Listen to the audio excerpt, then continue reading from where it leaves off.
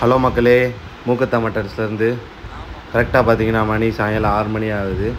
நம்ம ஆடுகள்லாம் வந்து மேய்ச்சலுக்கு போயிட்டு கரெக்டாக கொட்டத்தில் வந்து அடைக்கிற டைம். அதான் எல்லா குட்டிகளும் வந்திருக்கு. இன்றைக்கி பார்த்தீங்கன்னா ஒரு மேச்சேரி கைவளப்பு குட்டியை ஒரு 80 குட்டி இன்றைக்கி வந்த குட்டியை. ஏன்னா நாளைக்கு கல்யாண ஆர்டரு சின்ன சின்ன ஆடுகள்லாம் இருக்குது. அதனால் மேச்சேரி பண்ணை குட்டிகள்லாம் வந்திருக்கு. குட்டிகள் எல்லாமே நல்ல சைஸில் இருக்குது. எல்லாமே ஒரே தரம். லைவ் பார்த்தீங்கன்னா உங்களுக்கு 25-26 இருக்கும். 1-2 அதோட கொஞ்சம் பெரிய சைஸில் இருக்கும். ஆனால் எல்லாமே குட்டியை சூப்பர் குட்டியை மேச்சேரி பண்ணைக்குட்டி எல்லாமே ஒரே தரம். நல்லா இருக்கும். கறியோ பஞ்சாக வெந்து போகும். இந்த கல்யாணத்துக்குன்னு சொன்னாலே நம்ம மேச்சேரி குட்டிகளை சூஸ் பண்ணால் பிரியாணி வந்து ரொம்ப அருமையாக இருக்கும். ஏன்னு கேட்டிங்கன்னா நம்ம மேச்சேரி குட்டிகளில் தான் நார்மலாக மயிலம்பாடி எல்லாத்தையும் விட மேச்சேரி குட்டிகளில் கொழுப்பு உங்களுக்கு கொஞ்சம் ஜாஸ்தியாகவே இருக்கும். நம்ம பிரியாணியில் மொத்தமாக போடும்போது அந்த கொழுப்புகள்லாம் நல்லா இறங்கி நெய் மாதிரி ஆயிரும். அந்த கொழுப்புகள் தான் அந்த பிரியாணியோட டேஸ்ட்டுக்கே காரணம். நம்ம எல்லாத்துக்குமே தெரியும், மேச்சேரிகள் வந்து பிரியாணிகளுக்கு போடும்போது பிரியாணி வந்து ஃபஸ்ட் கிளாஸாக இருக்கும். கறி நல்லா பஞ்சாக வெந்து போகும். பிரியாணியுமே உங்களுக்கு வந்து டேஸ்ட்டுமே நல்லா இருக்கும். அதனால் நம்ம கல்யாணத்துக்குனாலே நம்ம மேச்சேரி குட்டிகளை ப்ரிஃபர் பண்ணுறது ரொம்ப நல்லா இருக்கும்.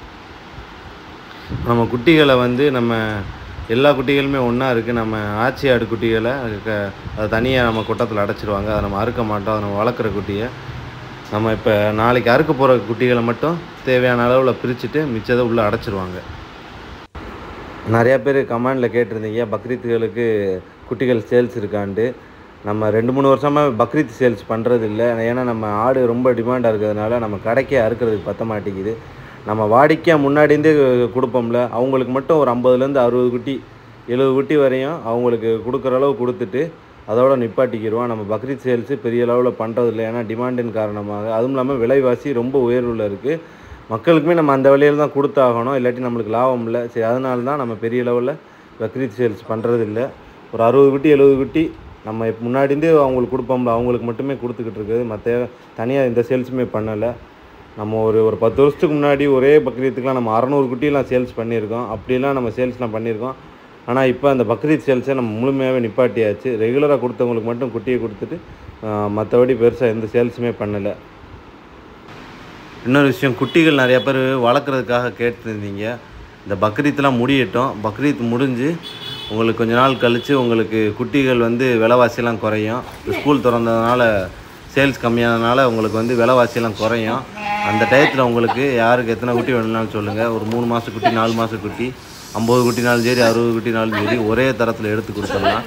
யாருக்கு என்ன குட்டிகள் வேணுமோ நீங்கள் என்னை காண்டாக்ட் பண்ணலாம். அதாவது பக்ரீத் முடிஞ்சு கால் பண்ணுங்கள். ஏன்னா அப்போ தான் கொஞ்சம் விலைவாசிகள் வந்து கம்மியாக இருக்கும். உங்களுக்குமே வாங்கி வளர்க்குறதுக்கு நல்லாயிருக்கும். இந்த டயத்தில் வாங்கினீங்கன்னா எல்லாமே குட்டி வந்து 2 மடங்கு 3 மடங்கு விலையில் இருக்குது. இந்த டயத்தில் வாங்கினீங்கன்னா உங்களுக்கு லாபம் இல்லை.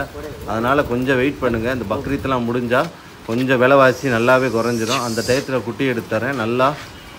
நல்ல குட்டிகளாகவே வரும். நல்லா நீங்கள் வாங்கி வளர்த்து சேல்ஸ் பண்ணலாம். கொஞ்சம் பொறுமையாக இருங்க மக்களே. இந்த நாளைக்கு அறுக்கிறதுக்காக குட்டிகள்லாம் பிரித்து விட்டாங்க. இதெல்லாம் நாளைக்கு அறுக்கிற குட்டிகள். நம்ம ஞாயிற்றுக்கிழமைனால ஒரு 50 குட்டி 60 குட்டி அறுப்போம். இதெல்லாம் வந்து ஃபஸ்ட் ரவுண்ட் அறுக்கிற குட்டி. அதனால் பிரித்து விட்ருக்காங்க. இந்த குட்டிகள்லாம் அறுத்ததுக்கப்புறம் நாளைக்கு 2வது ரவுண்டு அறுத்துக்கிடுவோம்.